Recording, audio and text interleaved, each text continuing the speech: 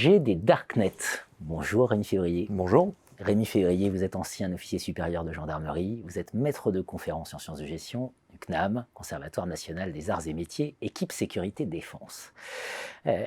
Internet, c'est un Far West. C'est un Far West. Et dans ce Far West, il y a des zones noires, on les appelle les darknets, c'est ça. Et on n'y comprend rien quand on est extérieur. Donc votre éclairage va nous être extrêmement utile. D'abord, premier point, qu'est-ce que c'est les darknets? Alors, si vous permettez, il faut d'abord définir ce qu'est Internet. Internet, pour faire très simple, pour que tout le monde comprenne, quand un individu recherche quelque chose, une information sur un moteur de recherche, le moteur de recherche n'adresse globalement que 15% du net. 15%. D'où l'image de l'iceberg. Les 85% restants constituent ce qu'on appelle le deep web. Ce n'est pas les darknets. Vous voyez, il y a le web profond. Voilà, le web profond. Et on considère en général que, même si c'est très compliqué à mesurer, on considère en général qu'il y a 500 fois plus d'informations dans le deep web que sur le web visible. D'accord ? Donc ça, c'est la première chose.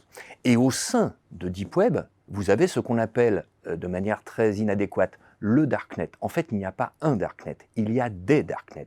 Les darknets, c'est quoi ? Ce sont tout simplement des réseaux, mais pas des réseaux qui sont adressés comme dans le web visible, c'est-à-dire que vous tapez un nom d'un site par exemple et par le DNS, eh bien votre moteur de recherche va vous connecter avec le site, en tout cas va vous faire apparaître la liaison.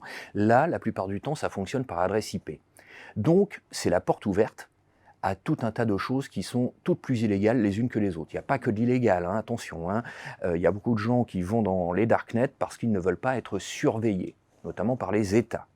Mais vous avez aussi beaucoup de délinquants. Donc, en fait, comment descendre dans ces darknets ?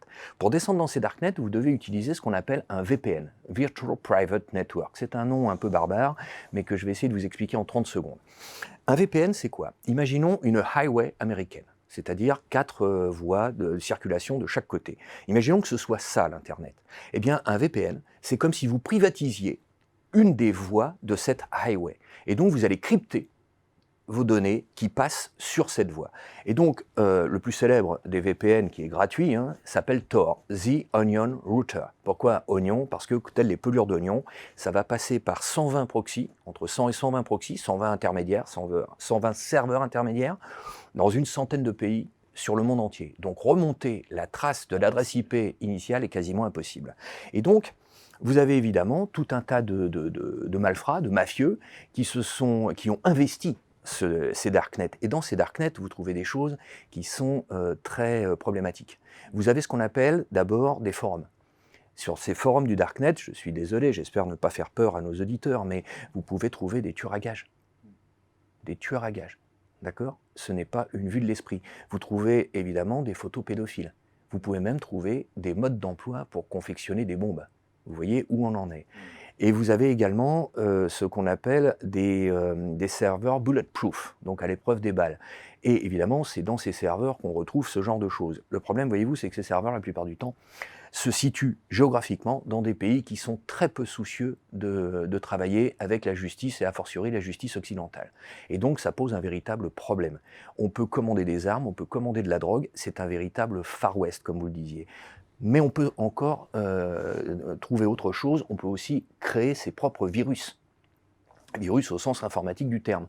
Donc, pour revenir aux sciences de gestion, parce que c'est quand même mon domaine, moi j'aimerais beaucoup qu'un certain nombre de mes collègues s'approprient, comme moi, cette logique du darknet, qui n'est pas simple, mais qui n'est pas infaisable non plus.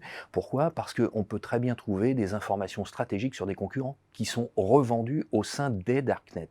On peut très bien trouver aussi un virus, notamment de type 0D, c'est-à-dire une faille qui n'est pas même connue par l'éditeur du logiciel pour pouvoir pénétrer le système d'information de n'importe quelle entreprise.